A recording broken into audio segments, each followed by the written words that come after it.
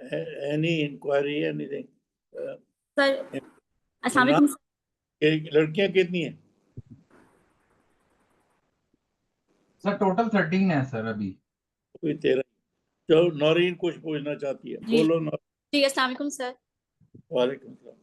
Sir मुझे ना ovarian, हम जब ओवेरियन आर्टरी लाइगेट करते हैं, मतलब हीमोस्टेसिस को सिक्योर करने के लिए, जब हम स्टेप वाइज डिवास्कुलराइजेशन कर रहे होते हैं, तो यूट्राइन के बाद हम जब ऊपर जाते हैं ओवेरियन के लिए। एक मिनट। आप ओवेरियन आर्टरी को लगे या कब पकड़ते हो? जब आपने ओवरी निकालनी है जी और जब आपने ओफ्रेक्टमी करनी है। जी। अगर आपने ओफ्रेक्टमी नहीं करनी, सिर्फ हिस्टेरेक्टमी करनी है, तो फिर ओवेरियन आर्टरी को नहीं पकड़ते आप नीचे यूट्राइन आर्टरी को पकड़ते हैं। फिर आप वैसे प्रैक्टिकली भी इम्तिहान में ये बताइए, यूट्राइन आर्टरी के बाद फंडस के पास 3 स्ट्रक्चर अटैच होते हैं यूट्रस को साथ साथ। पीछे से ओवेरियन लिगामेंट, फिर फैलोपियन ट्यूब, फिर राउंड लिगामेंट। उन तीनों को इकट्ठा पकड़ते हैं आप। ठीक है। इसमें ओवेरियन आर्टरी और यूट्राइन आर्टरी का जो एनास्मोसिस हो रहा है ट्यूब के पास, वो भी बंद हो जाता है। ठीक। तो आप हिस्टेरेक्टमी जहाँ बतानी है, वहाँ ओवेरियन आर्टरी का जिक्र नहीं करना। ठीक है, वो छोड़ देंगे हम लिगामेंट को। ओवेरियन लिगामेंट हम नहीं पकड़ते। आप ओवेरियन लिगामेंट लॉन्ग विद, अगर लदा लदा नहीं पकड़ते, तीनों इकट्ठे पकड़ते हैं, एक ही क्लैंप में लगाते हैं। वो पीछे से ovarian ligament, fallopian tube, anteriorly round ligament. ठीक। तो आपके हिस्टेरेक्टमी करते हुए ऊपर से शुरू करें,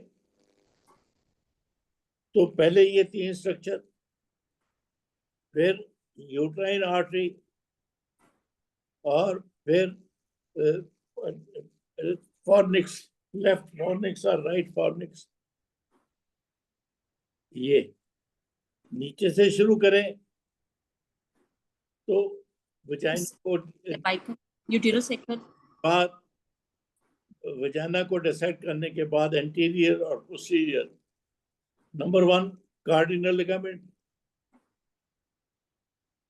नंबर 2 यूट्राइन आर्टरी, नंबर 3 वही 3 स्ट्रक्चर फंडस के।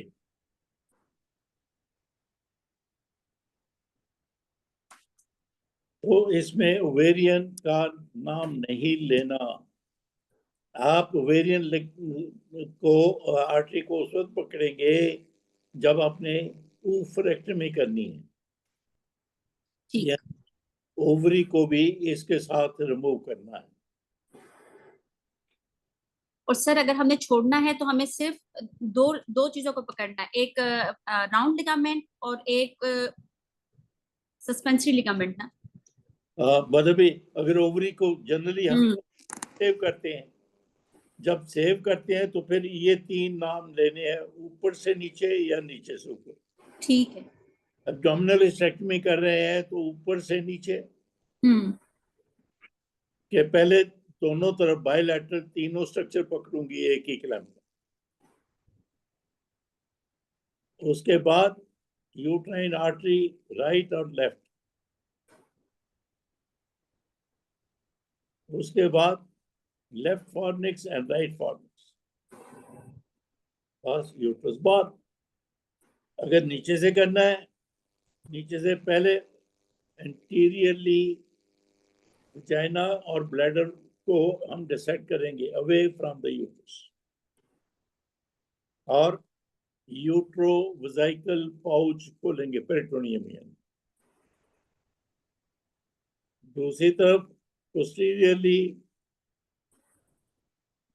Vagina attach to the posterior wall of the uterus, यानी पाउच ऑफ डगलस, उसको खोलेंगे और साथ ही उसके जनरली पाउच ऑफ डगलस खुल जाता है जी। फिर उसमें हम सिर्फ स्पेकुलम डाल के रिट्रैक्ट कर लेंगे। और अब right and left cardinal ligament number 1, number 2 right and left uterine artery, number 3 ये 3 स्ट्रक्चर ऊपर वाले, इस तरह से नाम लेने। ठीक। तो आपसे पूछा जाए how will you do vaginal hysterectomy, don't get nervous, may be you have never done it, you should do it. Pass करने के बाद भी अपने सुपरवाइजर के पास जाइए कि मैडम मुझे वजाइनल हिस्टेक्टमी करवा दीजिए एक बार, चूंकि जनरली आप लोगों ने नहीं की होगी। जी सर। तो नीचे से करना है तो ये स्ट्रक्चर्स, ऊपर से करना है तो वो स्ट्रक्चर। मैं फिर दोहरा देता हूँ क्योंकि ये अक्सर पूछा जाता है और आपने किया नहीं होता, आप नर्वस हो जाते हो, ऊंट शट मारते हो, एग्जामिनर को पता चल जाता है कि आपने तो किया ही नहीं, वो फिर अच्छा इंप्रेशन नहीं होता। तो ऊपर से after opening the abdomen, packing intestine away, inspection of the ovaries, ये लिखें, ये कहने हैं, ये अल्फाज कहने हैं।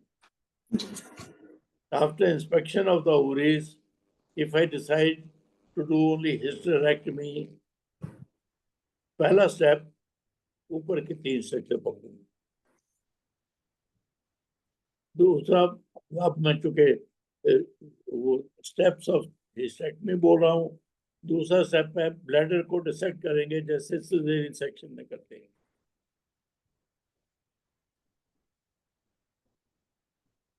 वो करने के बाद दूसरा जो पकड़ना है आपने, वो uterine artery on both sides, कि ये जब मैं ब्लैडर को पुश करके नीचे करूंगी यूरेटर भी पीछे चला जाएगा, इसलिए मैं अकेला यूट्राइन आर्टरी पकड़ सकती हूँ।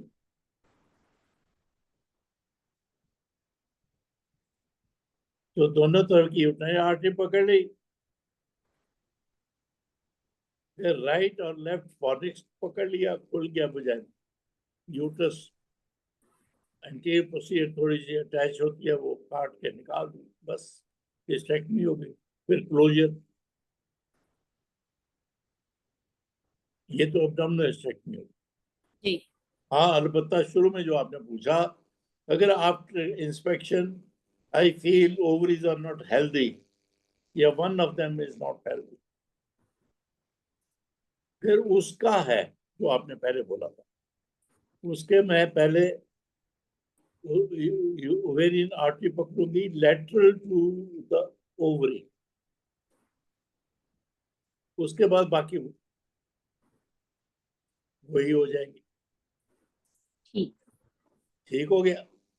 जी सर। हाँ, इसी तरह बोलना है इम्तिहान में, यही स्टेप्स है, बाकी खाम खा इधर उधर की ना मारे। ये देखे ना, 1-2 मिनट में मैंने बात खत्म कर दी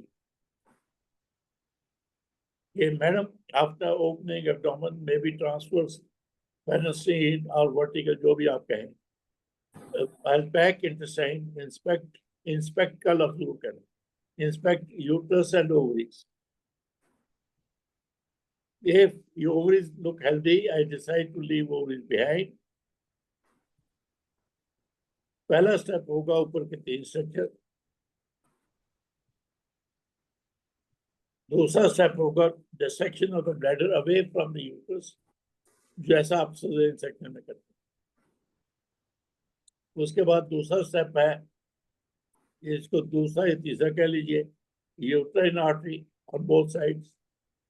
कहे यूरेटर, आप कहें जी when I push the bladder down ureter goes down, so uterus is away from my clamp. Uterine artery को पकड़ने के बाद right and left fornix of the vagina, वो पकड़ के काटेंगे तो यूट्रस लदा हो जाएगी वजाइना से, उसको निकाल के बाहर फिर स्टिच कर दीजिए। ये तो हो गया एब्डोमिनल से। वजाइनल हिस्टेक्टमी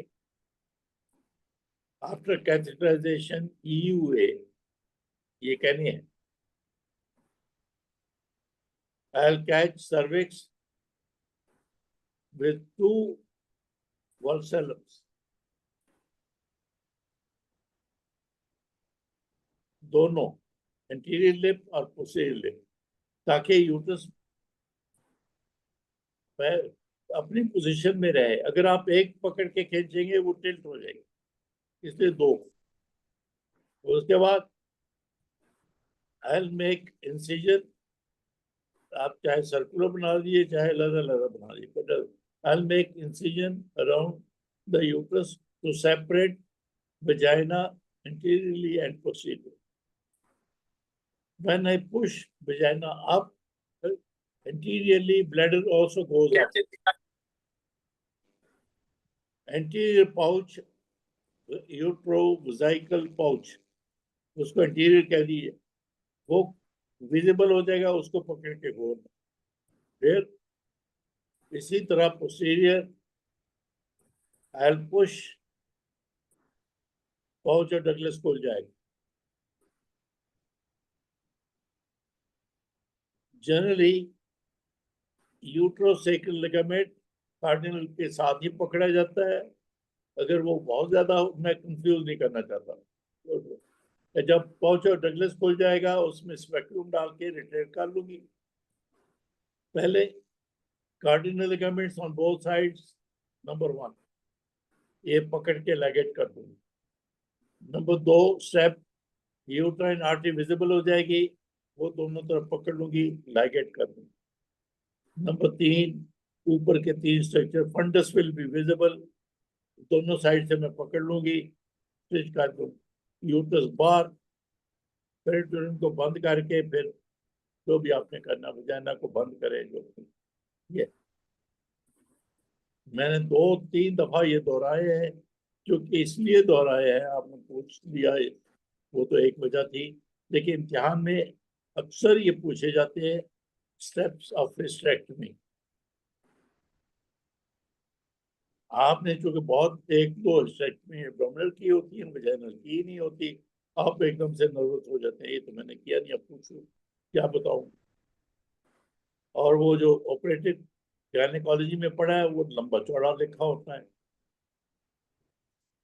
आपको याद नहीं होता कि क्या पहले कहना है क्या बाद में कहना है। एग्जामिनर को अंदाजा हो जाता है कि आपने किताब से बात पढ़ के बताई है कि आपने की हुई। तो इस तरह से बोलेंगे लगता है जैसे आपने तो 100 स्टेट में की हुई। चले, हमने 7-8 मिनट इस पे लगा दिए। अच्छा, आज का सब्जेक्ट स्ट्रेस इनकॉन्टिनेंस है।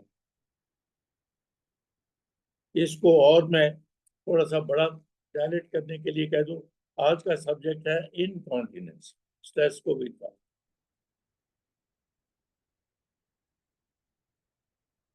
मैंने चूंकि सारी इनकॉन्टिनेंस को कवर करना था, मैंने 9 हिस्ट्रीज बनाई हैं आज। तो उसमें सारी यूरोलॉजी समझो कवर हो जाएगी, आप गायनी गायनिक यूरोलॉजी। हम 9 के 9 केस डिस्कस तो नहीं कर सकेंगे। पहले मैं 9 की आपको 1 2 3 4 5 हिस्ट्रीज लिख लीजिए, मैं डिक्टेट कर देता, ताकि सारी यूरोलॉजी आज गायनी यूरोलॉजी कवर हो जाए। सिर्फ यूरोटर रह जाएगा, वो फिर कभी से ले। नंबर 1 लिखते जाइए जल्दी जल्दी, ताकि फिर हम 2-3 केस डिस्कस भी करें।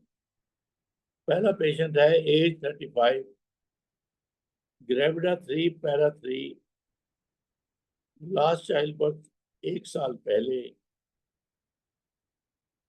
Complains of escape of urine on straining,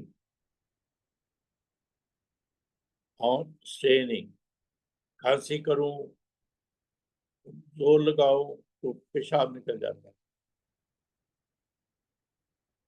On examination, her weight is more than 30 kg, BMI that ये पहला केस है। दूसरा age 20, para 1, last child birth 1 साल पहले, complains of continuous dribbling of urine since then, since last childbirth.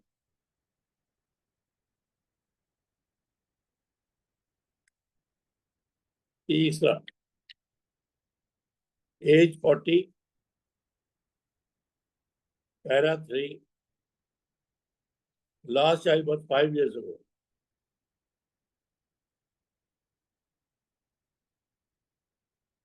Complains of urinary incontinence. And when you examine, you find she has got 3rd degree uterovaginal prolapse.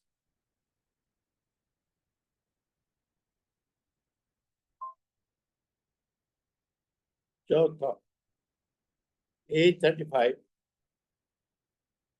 Para 2,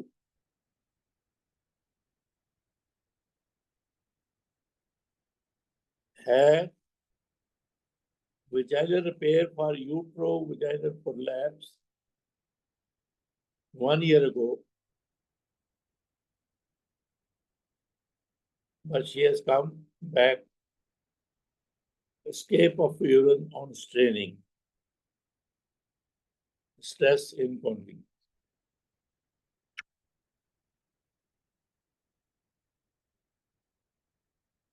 पांचों as 18, para 1, last childbirth 1 year ago, complains of urinary incontinence since last childbirth.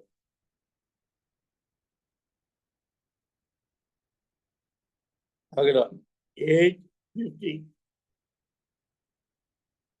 Para 6,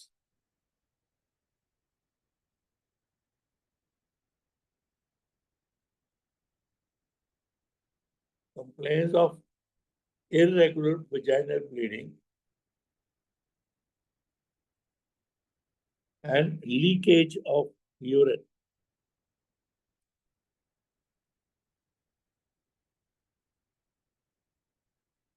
Next, सातवां case, as 56, complains of stress incontinence.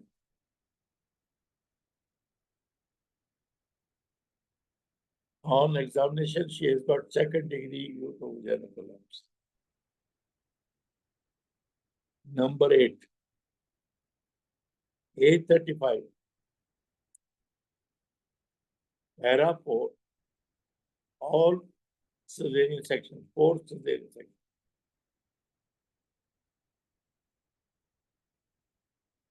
चौथा cesarean section 5 दिन पहले हुआ, अब 5वें दिन she complains of incontinence of urine, escaping urine.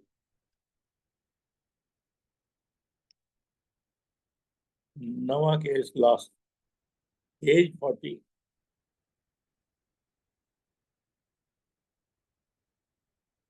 last childbirth 5 years ago.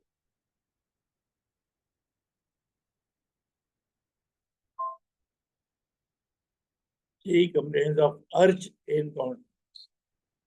कि जब उसको she has desired to pass, bathroom जाते तक थोड़ा सा पेशाब निकल जाता, urge incontinence. On examination, vulva, vagina, cervix are healthy and no uterovaginal prolapse.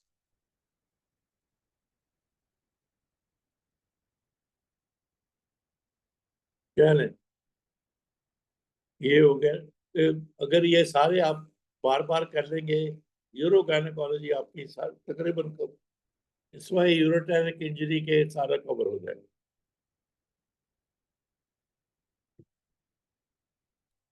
ले मैंने जबरदस्ती पकड़ लिया अफशा को, शी वॉजंट विलिंग, लेकिन मैंने मना ही लिया। Afsha, are you there? वो तो भाग गई। डॉक्टर उन्होंने मैसेज किया कि वो शायद हॉस्पिटल जा रही हैं, she is on the way. Oh never mind, कोई बात नहीं। मैं तुम्हें इतना भी, I am sorry if I was forcing you into it, लेकिन मेरा लेक्चर पूरा तो अटेंड कर लीजिए आप, डोंट वरी। अच्छा, ये मेरी बुरी आदत है, I push people into it, कभी कभी ये मिस फायर भी हो जाता है। Never mind. Next, Naureen, Islamabad. जी अस्सलाम वालेकुम सर। आप 9 में से जो सा मर्जी चुन लो।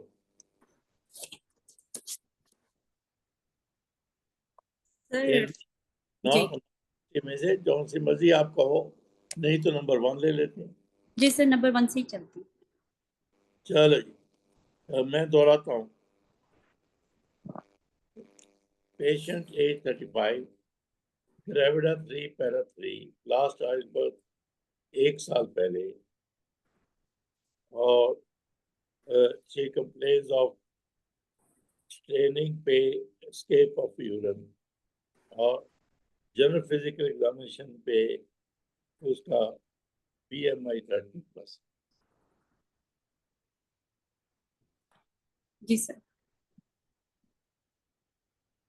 फरमा दीजिए नौरीन। जी sir, after the greetings and mutual introduction, I will confirm the findings which is given to me by the patient, and then I will देखे ना, जी ये आपने 3 फिक्रा बोल दिया है ना। आप मेरा जैसा मुश्किल किस्म का एग्जामिनर हो, इतनी फंस गई थी, यही फंस गई।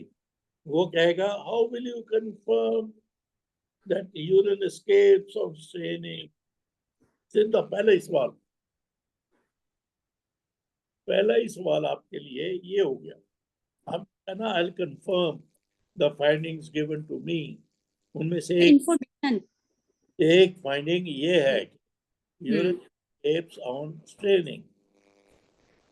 How will you confirm this? बोलो, अगर आता है तो बड़ी अच्छी बात है। Sir, it will confirm on taking the history and the clinical examination. कैसे कंफर्म करोगे? Sir, on history. हाँ, हिस्ट्री तो हो गया, वो बताती है यूरिन एस्केप्स ऑन स्ट्रेनिंग, हो गई हिस्ट्री। जी सर। सर सर इसके अलावा इसके साथ मतलब एसोसिएटेड सिम्टम्स, ड्यूरेशन। देखिए ना, now you are wasting your time. Okay. हम कभी भी फिर उस पेशेंट की ट्रीटमेंट तक नहीं पहुंचेंगे अगर इस सवाल के इर्द गिर्द घूमते रहे।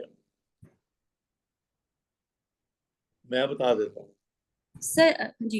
ये बोलिए आप बोलिए। सर मुझे जो कि वो इसकी हिस्ट्री जो है ना वो थोड़ी सी लूंगी, और उसके बाद जो है ना वो फिर मैं एग्जामिनेशन करूंगी इसका। तो सर हिस्ट्री में जो मेरे पास जो है, क्योंकि शी इज ग्रेविडा 3, तो ये जाहिर है प्रेग्नेंट भी है। तो सर मैं इसकी जो कि वो इसकी पहले तो ड्यूरेशन पूछूंगी कि इसको कब से है, और उसके बाद सिवियरिटी उसका पूछूंगी कि मतलब इसके साथ फ्रीक्वेंसी है, डिसयूरिया है। जो सारी आप हिस्ट्री पढ़ेंगे, so you're beating around the bush। मेरा सवाल तो सिंपल था, how will you confirm that she has got escape of? Sir, by stress incontinence on examination with the full bladder. कैसे? Sir, I will ask about the urination when she had last urinate with the full bladder. I will visualize. Very good, माशाल्लाह। यहाँ से शुरू करना है आपने। अगर जी ये आ गया, how will you confirm that she has got stress incontinence or escape of urine or straining? आप ये madam, at this moment her bladder is empty for examination, because examination is carried out on empty bladder. However, for confirmation of stress incontinence, I'll ask the patient to fill the bladder, and then inspection पे उसको कहूँगी strain. क्या कैसे strain करो? Sir मैं उसे कहूंगी कि पुश कर, मतलब वो बेल डाउन करे नीचे। हाँ, ये लफ्ज कहना है। जी When she has full bladder, I do local inspection and ask her to bear down. हम अक्सर कहते हैं cough is not bearing down. Cough bearing down is लंबा सांस लेके नीचे को जोर लगाओ, जैसे during second stage of labour होता है। ये आप बोल रहे हैं। अब ये बोले कि मैंने पूछा आपसे, how will you confirm that she has got, आपने कहा ना मैं कंफर्म करूंगी। जी तो सर, सीधा इस पे जाना है कि ठीक है। Madam, at this moment our bladder is empty, so I cannot test her for stress incontinence. However, for confirmation after history physical examination, I'll ask her to fill the bladder. जब bladder full होगा, then come back and I'll inspect and ask her to bear down. यहाँ पे ये पास आ, इसी एक सवाल के जवाब में आप पास, क्योंकि हर कैंडिडेट इस तरह नहीं बोलता जी सर, कि इस वक्त उसका ब्लैडर एम्प्टी है, मैं नहीं चेक कर सकती for stress record. However, after history physical examination, I'll ask her to fill the bladder and then ask her to say, ये है जवाब। चलो जी, वो तो हो गया। अब we come back to the patient. Age 35, gravida 3, para 3, that means para 3. Last childbirth 1 साल और BMI is 30 on physical examination. बोले sir, I will take the bio data about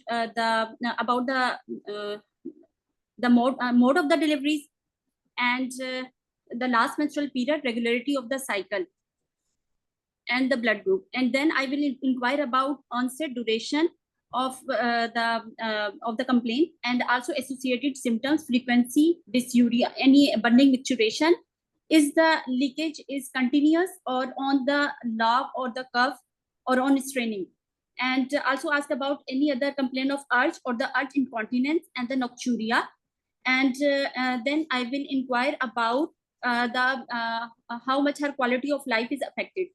And then I will inquire about any other medical comorbidities, especially diabetes, any multiple sclerosis or other neurological or connective tissue disorders, any history of chronic cough or the chronic constipation.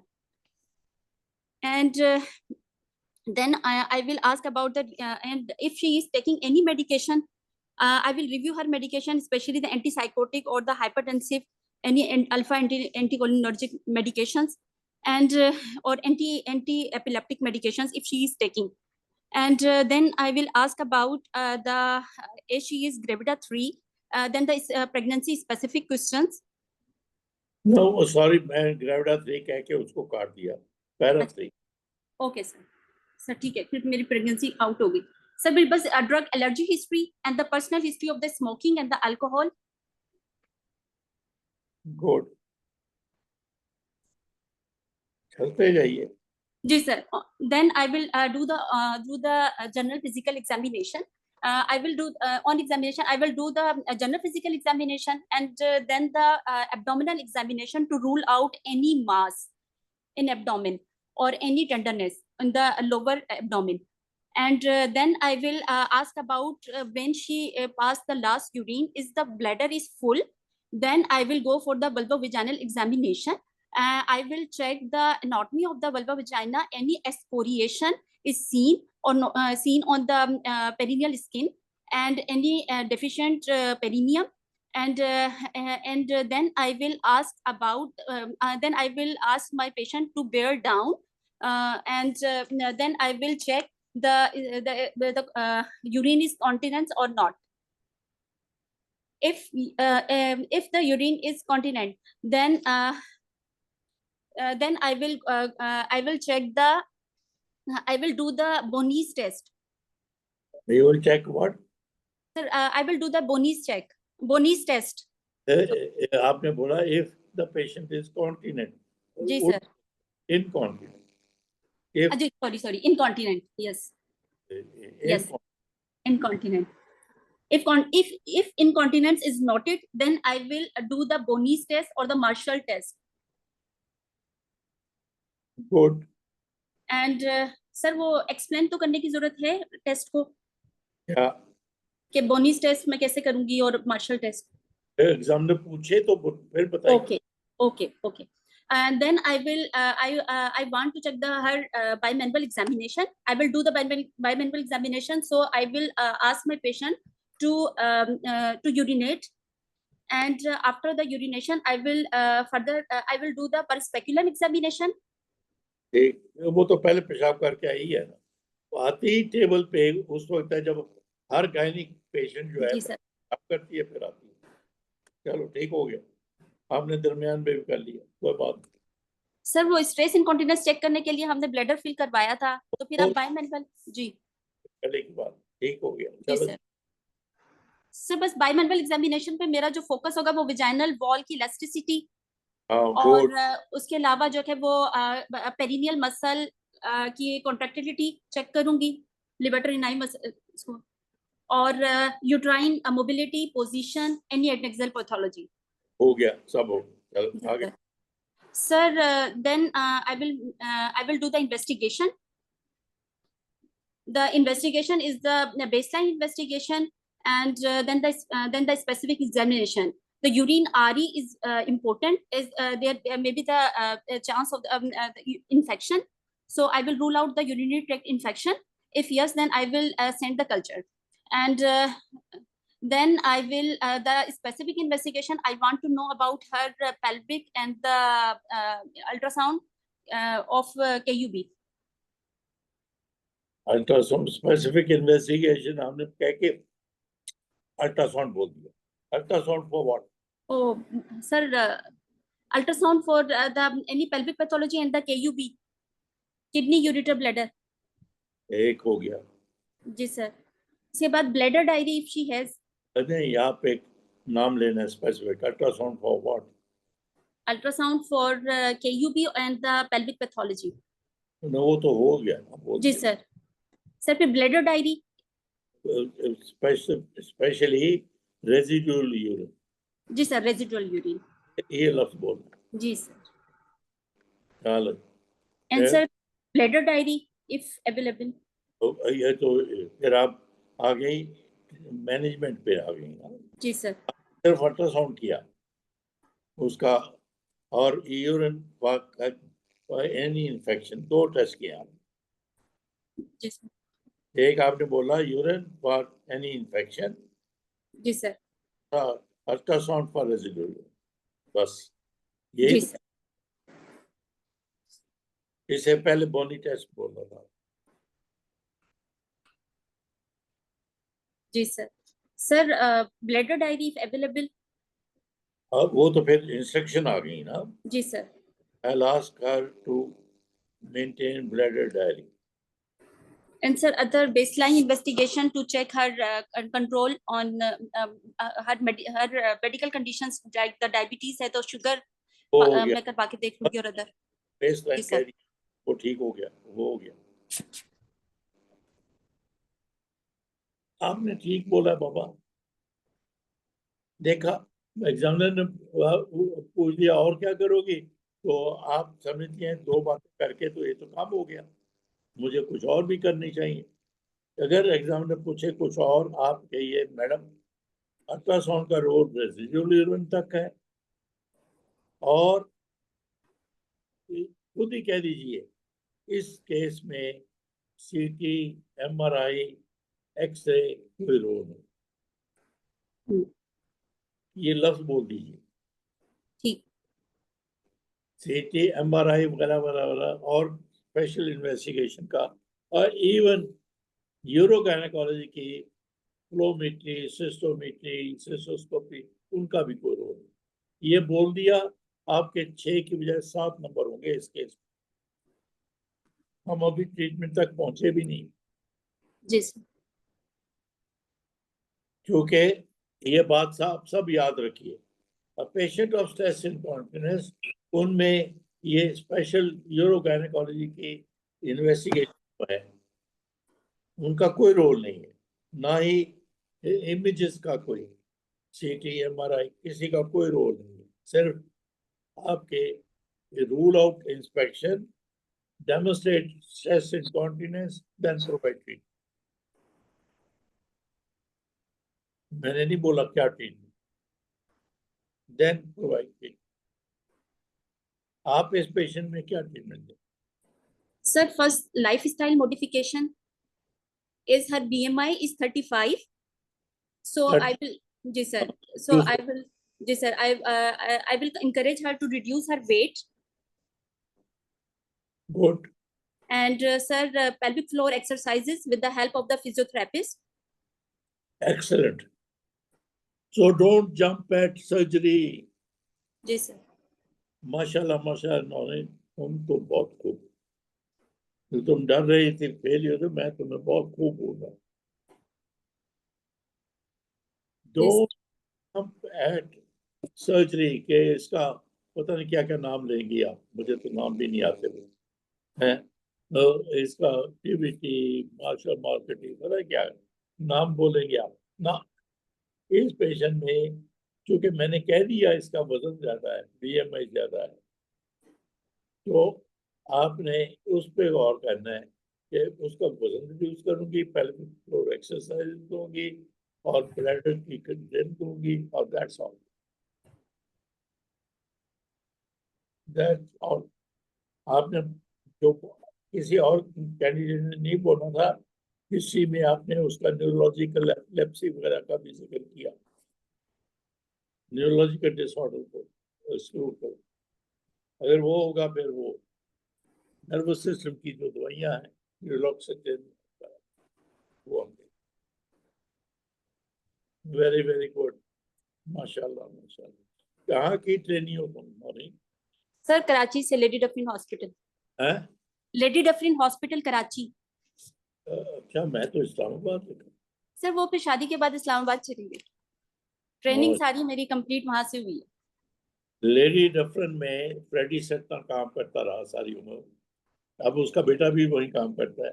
Ji sir, वही supervisor थे। जी, लेकिन Freddy सेटना जैसा gynaecologist इंसान उसके बाद नहीं। मैं तो उसको हंसता, मेरी दोस्ती थी, मैं मजाकन कहता था कि Freddy, you have become a woman after being a gynaecologist. कितना नरम तबीयत का था वो, जैसे वो बोलता था, आपने तो देखा होगा फ्रेडी को, तो जी वो सर। ऐसा ही नहीं था। जी सर। इतनी नरम तबीयत मैंने नहीं देखी किसी ने। जी सर। ब्यूटीफुल मैन ही वो, अब उसका बेटा भी, ओ माशाल्लाह, दैट्स वाई, देखा, सुपरवाइजर नजर आ जाता है, सुपरवाइजर नजर आ जाता है। चलो जी, अगली है thank you sir. Faiza Karachi. Good Naureen Yes, doctor here. जी, फायजा है, Yes, doctor. आप कराची से बोल रही हैं? जी। पहली लड़की भी कराची की थी, तो आप कराची कौन से अस्पताल में? Civil hospital. हाँ जी? डॉक्टर मेरा भी सिविल हॉस्पिटल की ट्रेनिंग है, लेकिन शादी के बाद इस्लामाबाद आ गई हूँ। मेरा भी यही ओए, क्यों कराची दी कुड़ियां इस्लामाबाद क्यों आ जाती हैं? क्योंकि तुसी सोहनियां होंदे हो, इस करके इस्लामाबाद वाले ढूंढते फिरते ने सोहनियां कुड़ियां, चुप के ले आते हैं कराची। तो रास्ते में उसको उनको कभी लाहौर, मुल्तान, हैदराबाद नहीं दिखाई दे।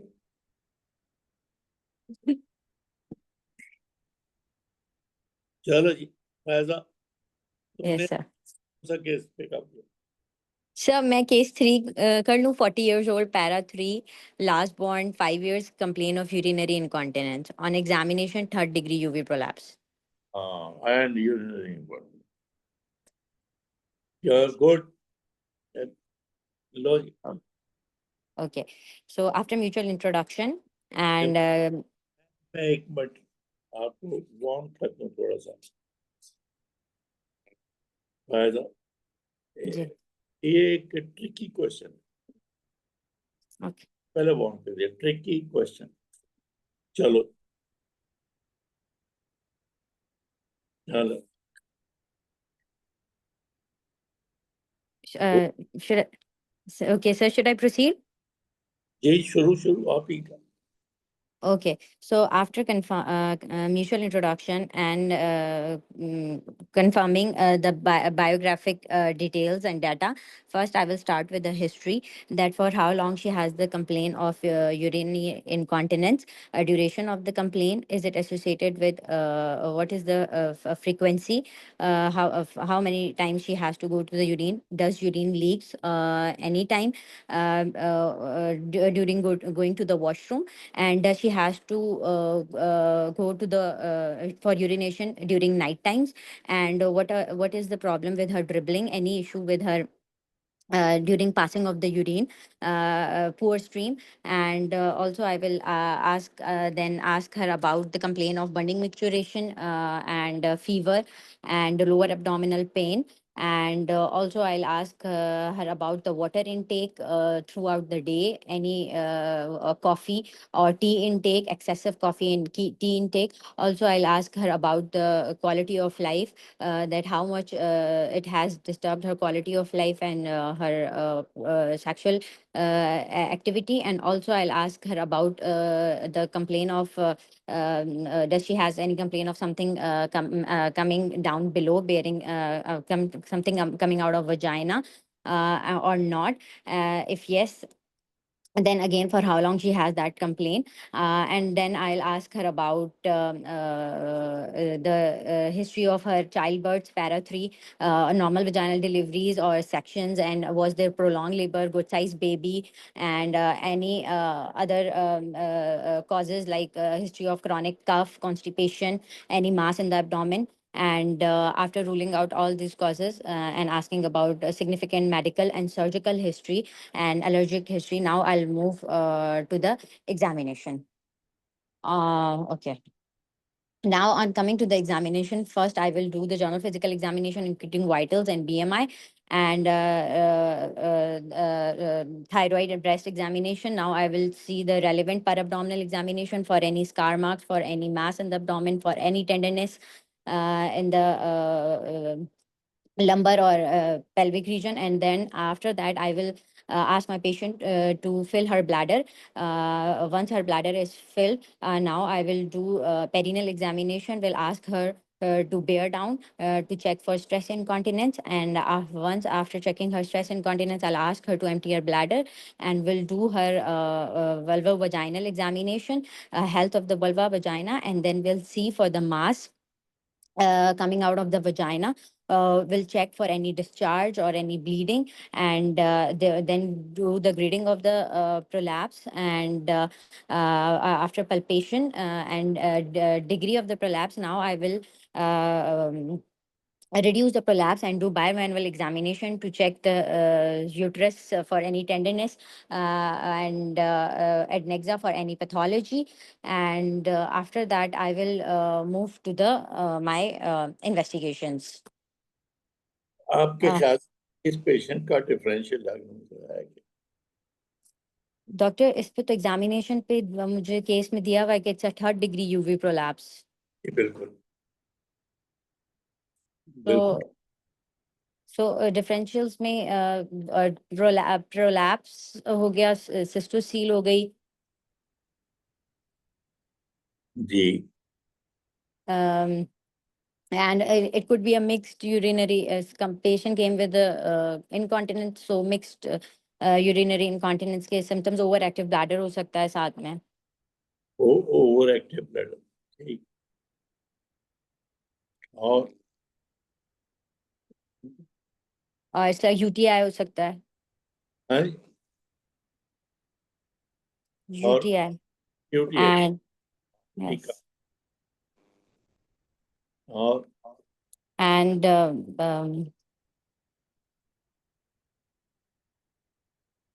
that's ये 3 डिफरेंशियल स्टॉप है। मैं आपको पहले वार्न किया कि इसमें ट्रिकी क्वेश्चन, एक्चुअली इसका डायग्नोसिस रिटेंशन विद ओवरफ्लो जो 3rd डिग्री प्लस में हो जाता है, हम ये नहीं सोचते, बड़ा अनकॉमन हो जाता है कि ब्लैडर इतना नीचे आ जाता है कि उसको एम्प्टी होने के लिए वो ब्लैडर बेस ऊपर जाए और यूरोथ्रोफोसाइकल एंगल नीचे आए और वो मिक्चुरेशन हो, वो जो हम फिजियोलॉजी में पढ़ते हैं वो होता नहीं, इसलिए वो मिक्चुरेट कर नहीं सकती, तो ब्लैडर बढ़ता जाता है और इतना भर जाता है कि वो ओवरफ्लो होता है। ये मैंने पॉइंट बनाने के लिए ये केस को रखा कि always think of retention with overflow, जो हम नहीं सोचते।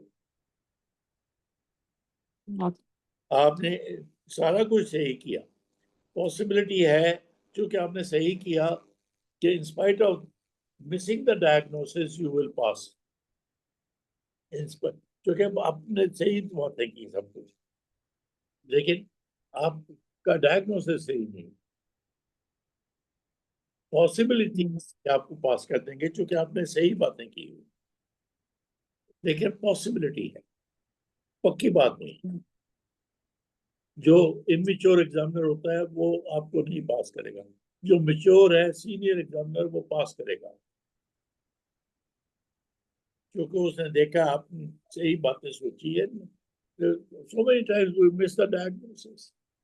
आपके प्रोफेसर ने, सुपरवाइजर ने कभी डायग्नोसिस नहीं मिस किया? बहुत दफा किया, बहुत दफा किया। तो इसलिए ये केस मैंने इसलिए रखा था आज की इस क्लास में कि आप ये रिटेंशन विद ओवरफ्लो जरूर सोचिए, जरूर याद रखें, जरूर याद रखें।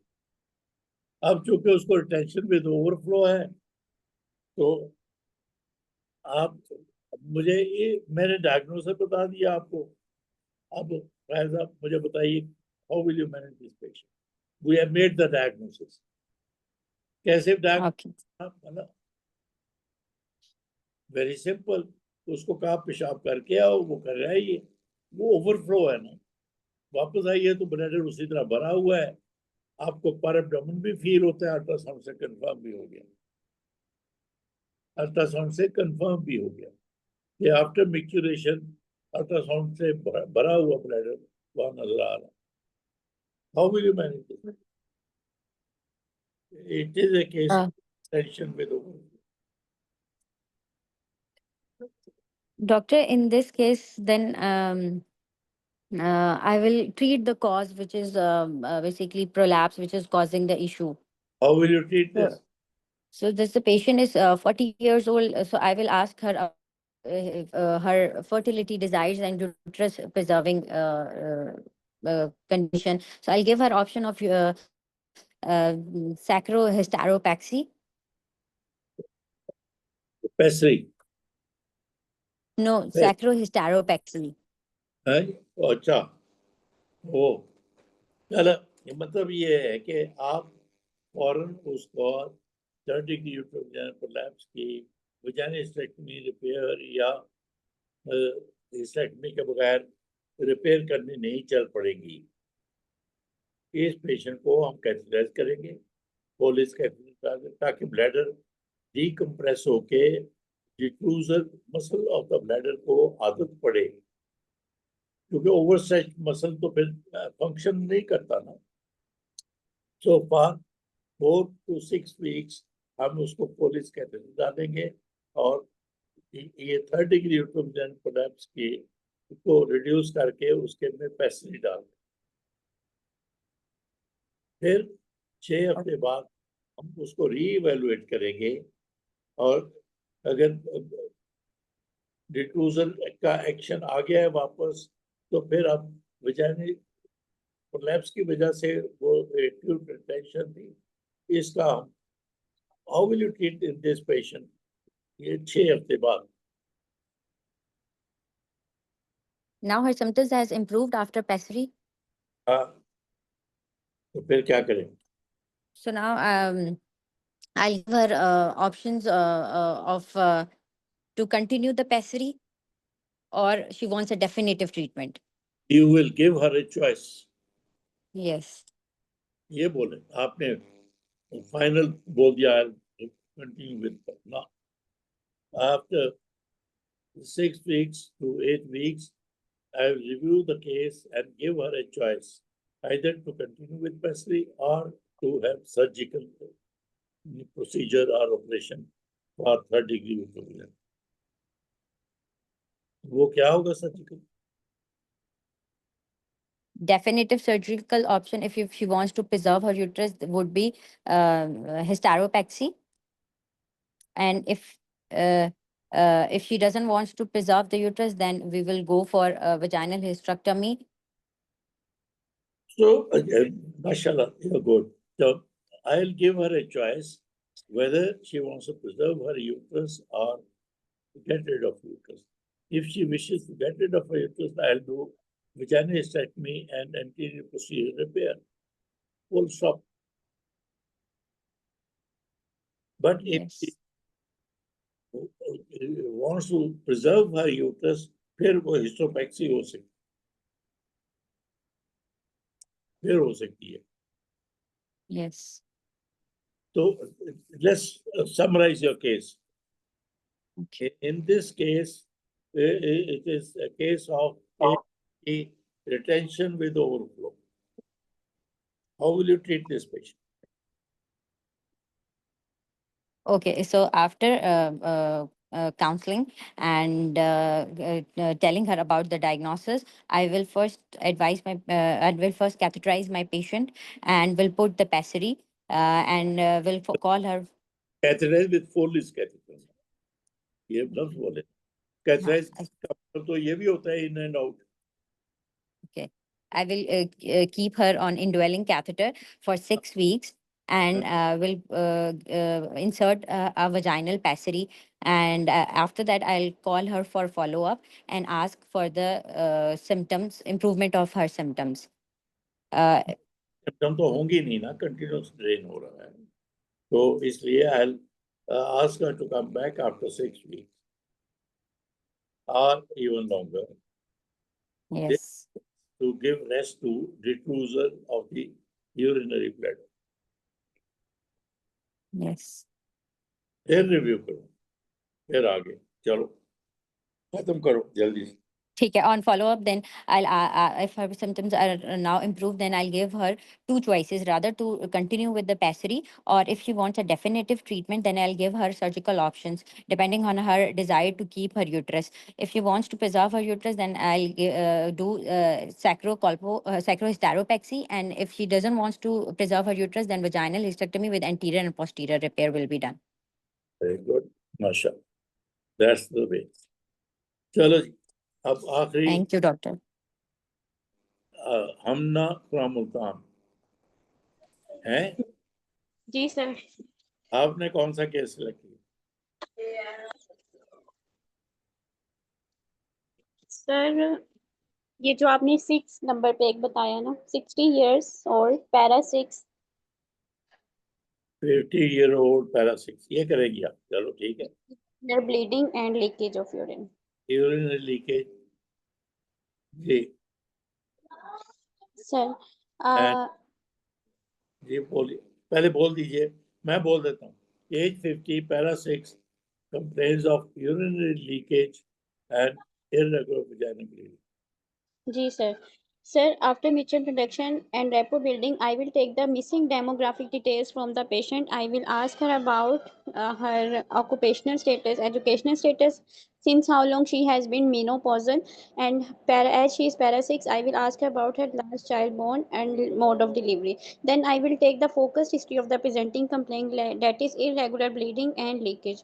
I will ask her about since how long she has been she experiencing these complaints, whether this is spotting or just bleeding, whether she is using any pad, and how whether there is associated any weight loss, any feeling of mass per abdomen, and any vaginal dryness, whether her husband is alive or not, and there is any dyspareunia or not. Then I will take the history of the leakage of the urine. As there is leakage of urine, I will ask her about whether this is associated with increased urinary frequency, urgency, or stress incontinence, whether there is leakage of urine on coughing, straining, or heavy weight lifting, and what are the drinking habits of the patient, since how much time she drink water, caffeinated drinks, and coffee.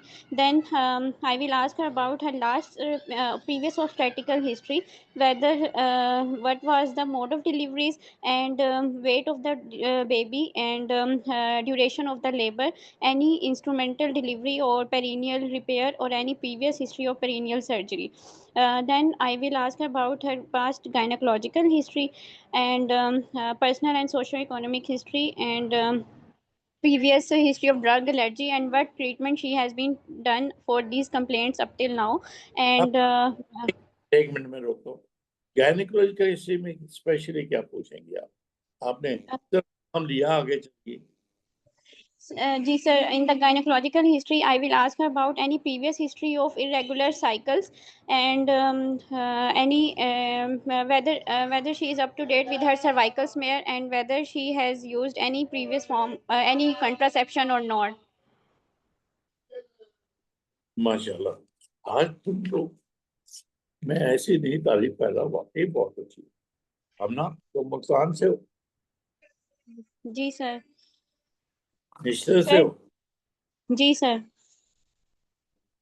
तुम्हें पता है मैं निश्चयरी हूँ? जी sir, आपने बताया था। Very very good. Khakwani की training? Sir क्या कहा आपने? तो मैंने कहा मनास खाकवानी की ट्रेनिंग, किसकी ट्रेनिंग हो? जी सर, मैडम की। मैडम की ना बोलो ना, फिर रुक के।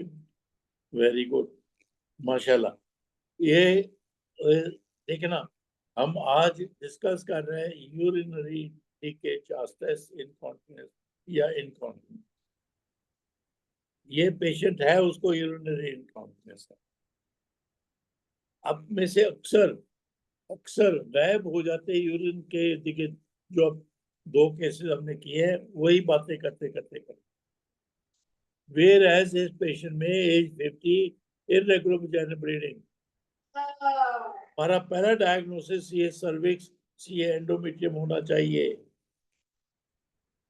जो स्मीयर कह के कवर किया मुझे।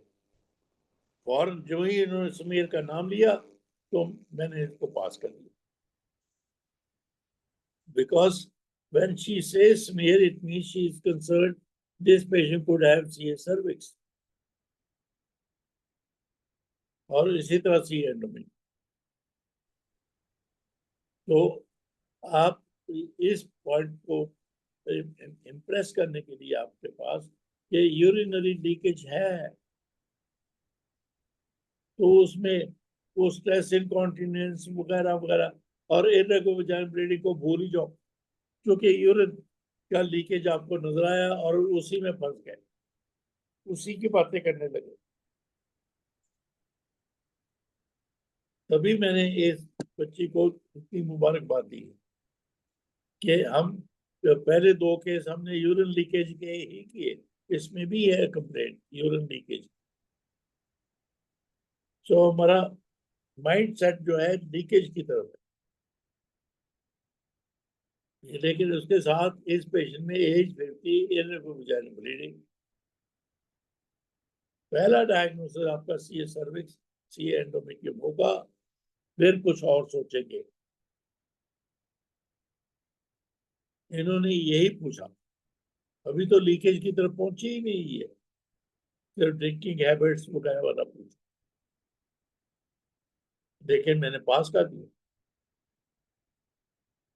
क्योंकि वो जो मैं कहा करता हूँ, जो इंफॉर्मेशन दी गई है उस पर गौर करो। इंफॉर्मेशन ये कि एज 50, उसकी दो कंप्लेंट्स हैं, एक यूरिनरी लीकेज है, अब मैंने उसको भी आगे डिफाइन नहीं किया, कंटिन्यूस लीकेज है, इंटरमिटेंट है, कैसा है वो, और इन्होंने पूछा भी नहीं वो सारे सवाल लीकेज के मतलब।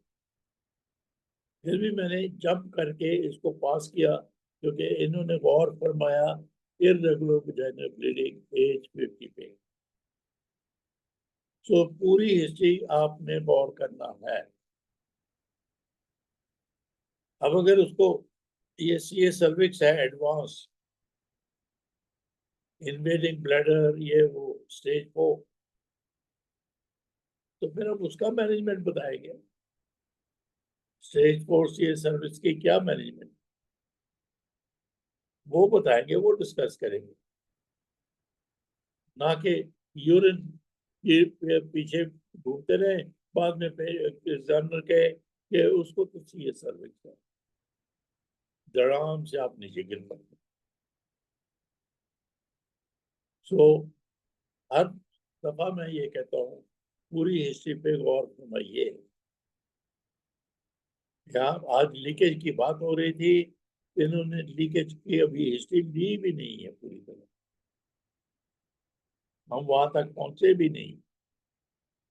लेकिन इम्पोर्टेंट है इर्रेगुलर वजाइनल ब्लीडिंग, उसके इन्होंने सारे सवाल पूछे, इसलिए without even discussing leakage she gets pass. तो ऑलमोस्ट 10 बजने वाले हैं, ये हमने 3 सवाल किए, लेकिन आप कहें तो बाकी के 6 अगली दफा कर ले। यही, हेलो हेलो, जी सर, यही कंटिन्यू कर लें। आप चलो, मेरा ख्याल है कर लेंगे, ताकि ये कंपोनेंट जो है पूरा हो जाए अपना सारा कुछ, तो क्योंकि बाकी के 6 सवाल जो है उनमें काफी एस्पेक्ट्स यूरो गायनेकोलॉजी के कवर हो गए। तो अगली दफा यही करेंगे, जो रह गए वॉलंटियर्स बता दे इमरान शफी को और अफशा को मेरा किला पहुंचाएं। मैं तो उनका हेल्प कर रहा था, ये कह के कि तुम प्रेजेंट करो, वो इतनी डर गई, नहीं ऐसा ना करो, ऐसा ना करो, we are here to help each other, हम एक दूसरे के दुश्मन नहीं हैं, हम दोस्त है बाबा।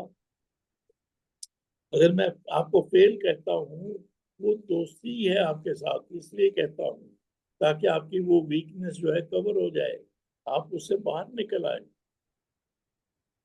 मकसद आपको फेल तो नहीं करना, मकसद तो ये है कि आपकी हेल्प करना है कि वहां पे आप वो सवाल जिससे आप फेल होते हो वो नहीं करो, दूसरी तरफ चलना, जिस पे मैं पास कहता हूँ। तो don't get upset about it कि मैं आपको कह दूंगा फेल फेल फेल। मैं तो अपने ट्रेनीज को तो मैं हर वक्त फेल फेल फेल करता हूँ, फेल। ये जब मुल्तान से हमला है, जिस जमाने में मैं मिस्टर में प्रोफेसर था, मेरी रजिस्ट्रार थी, इन्होंने उनका नाम सुना होगा, नाज परवीन, वो बड़ी मैडम बनी वहाँ, बहुत बड़ी गायनेकोलॉजी में, अब तो बेचारी पॉप हो गई। तो नाज को मैं राउंड पे एक पेशेंट का पूछा, इस पेशेंट का बेड साइड पे कैसे डिलीवर करोगे, उसने कहा मैं caesarean section, because we had planned caesarean. मैं कहता हूँ फिर सीधा सिजेरियन सेक्शन में उनको कहा था, एंड कही जाऊंगा, नो यू फेल।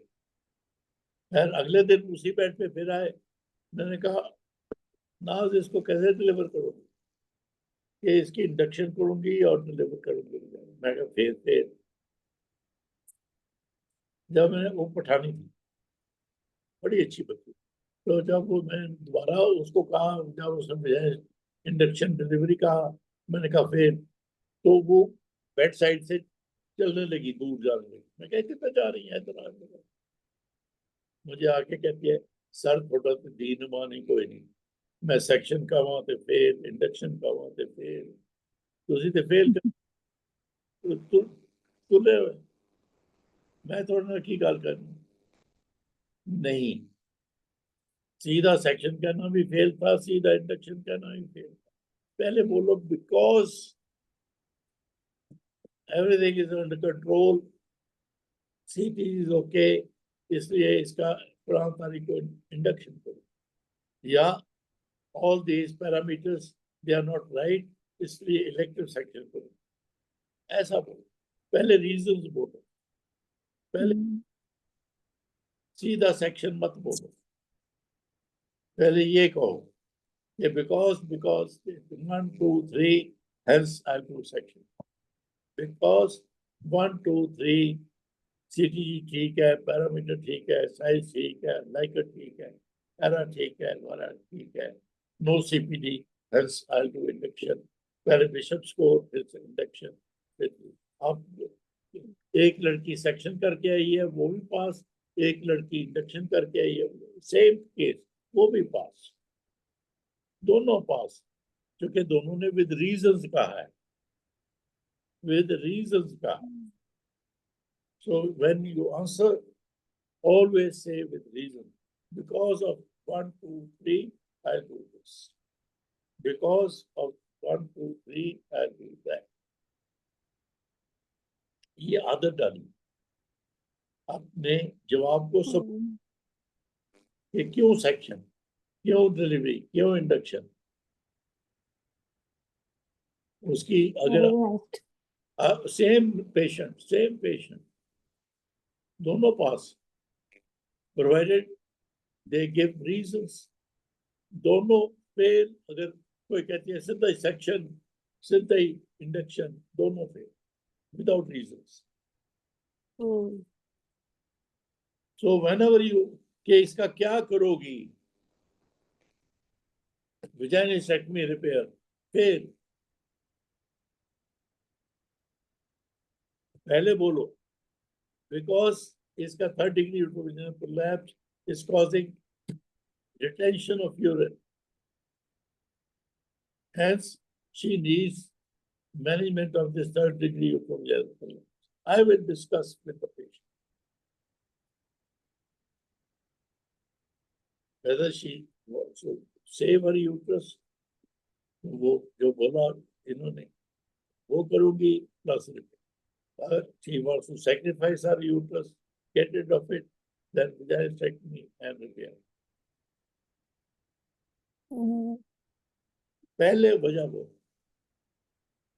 चलो बहुत हो गई आज, मेरे ख्याल में तो आज की क्लास अच्छी हुई कि हमने 2 चीजें सीखी। नंबर 1 कि विद रीजंस आपने जवाब दिया, justify your answer, justify your meaning, उसकी जस्टिफिकेशन पहले बोलो।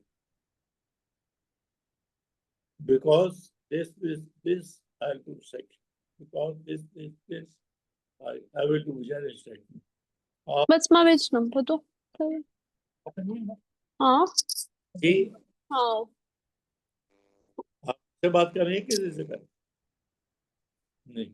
Okay then, thank you, will continue with this rest of the, वो फिर अगली दफा तो 6 के 6 कर लेंगे जो रहते हैं, और थैंक इंशाल्लाह। You so much Okay, thank you, sir.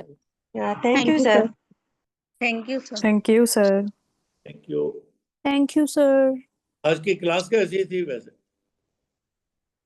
Sir very informative Good, good. As long as you feel it is beneficial, I'll continue doing it। हालांकि मुझे सभी कहते हैं तू छाड़ दे क्लास, सर एक क्वेश्चन ये है कि आजकल जो है ना यूरोडायनामिक्स के ग्राफ्स भी एग्जाम में रख रहे हैं ना, तो मतलब वो भी आप पढ़ाएंगे नेक्स्ट टाइम? मैं वो नहीं करवा नहीं। रहा, मैं सिर्फ जी। ये यूरो गायनेकोलॉजी में जो इवेल्युएशन में इंस्ट्रूमेंट्स इस्तेमाल होती हैं, वो उनकी मैं नाम लूंगा और बताऊंगा यूजफुलनेस कहाँ का, बस इतना सा करूंगा। जी जी हाँ और हाँ सही। आपको इतना ही। जैसे कॉपी वगैरह। ऑलराइट, खुदा सर हाफिज। सर एक क्वेश्चन करना था मुझे। क्लिनिक में एक मेरे पास पेशेंट आई है, तो हाँ। उसके हवाले से क्वेश्चन था मेरा। सर वो इस तरह था कि उसने कोई कोरोसिव इनटेक किया था ना, उसकी वजह से उसकी ईसोफेजेक्टमी फॉलोड बाय उसकी गैस्ट्रिक भी उसका कट करके उन्होंने कोई बैंड बना के लगाया। तो अब she is now conceiving, 5 weeks उसके हुए हैं। तो उसके बाद मतलब इसका 2 इयर्स पहले ये कोरोसिव इसने इंजेक्शन की थी। तो सर अब ये चाहती है कि मैं ना शी वांट टू अबॉर्ट। तो सर ये क्या लीगल है, हम इसको अबॉर्ट करवा सकते हैं या फिर नहीं? क्योंकि लीन है, बीएमआई भी बिल्कुल लोअर देन 19 है। ना तो उसको अबॉर्शन क्यों होनी? अरे 5 हफ्ते की प्रेगनेंसी है, उसकी जी सर। साइज हो चुकी है, तो फिर why do want to terminate pregnancy? Sir every 2 month ये अपनी ना डायलिटेशन करवा के आती है, क्योंकि इसोफेगल इसको स्ट्रक्चर्स बन जाते हैं। तो जाई, लेकिन वो अब प्रेग्नेंट हो गई है खुद ही। जी। तो कोई कंट्रासेप्टिव मेथड इस्तेमाल नहीं किया था उसने, और फिर वो अभी अब ये ना कह रही है कि I just want to abort it. ना उसकी विश तो अपनी जगह, अगर वो प्रेग्नेंट है, प्रीवियस जी सर। मिसकैरेजेस है, और उसका सेप्टम एक्साइज कर दिया गया है, इंसाइज कर दिया गया है, तो फिर continue with pregnancy as a professionally, वैसे कंटिन्यू विद प्रेगनेंसी। सर वो इसकी ना मतलब बीएमआई कम है, और ये इसकी मेल न्यूट्रिशन ज्यादा है। जैसे ईसोफेगस कट करके गैस्ट्रिक के साथ बैंड बनाया ना, तो वो इस वजह से यही कंसर्न है इसके कि आगे 5-6 मंथ पे ये इतना इसको नहीं हो पाएगा, बिकॉज वो खा भी नहीं पाती एवरी 2 मंथ, एवरी 1 मंथ के बाद। ये now you are telling me, here is a patient जिसकी मेडिकल प्रॉब्लम ये है कि उसकी न्यूट्रिशन बड़ी पुअर, और जी सर। अब वो प्रेग्नेंट। तो आप जी आपकी प्रैक्टिस में भी, इम्तिहान में भी ये लेना है कि मैं उसकी न्यूट्रिशन को इम्प्रूव करवाऊंगी और कंटिन्यू विद प्रेगनेंसी, ये है आपका जवाब। और ठीक है। हाउ टू इम्प्रूव, नंबर 1, उसको इनकरेज करें, रिपीटेड मील्स ले, नहीं तो उसको पैग, जिसको कहते हैं ना पैग, वो करवा दें जी ताकि डायरेक्ट स्टमक में फीड जाए। लेकिन what she needs is management of her nutrition, and I will guide her to the nutrition specialist, और के ताकि उसकी न्यूट्रिशन करे। But as far as pregnancy is concern, just because of this reason I will not terminate. Okay sir, ठीक है। ये बेहतर। जी sir, इस तरह ही। ठीक है। All the best. जज़ाकल्लाह सर, थैंक यू। अल्लाह हाफिज। अल्लाह खुदा हाफिज सर। खुदा हाफिज, खुदा हाफिज।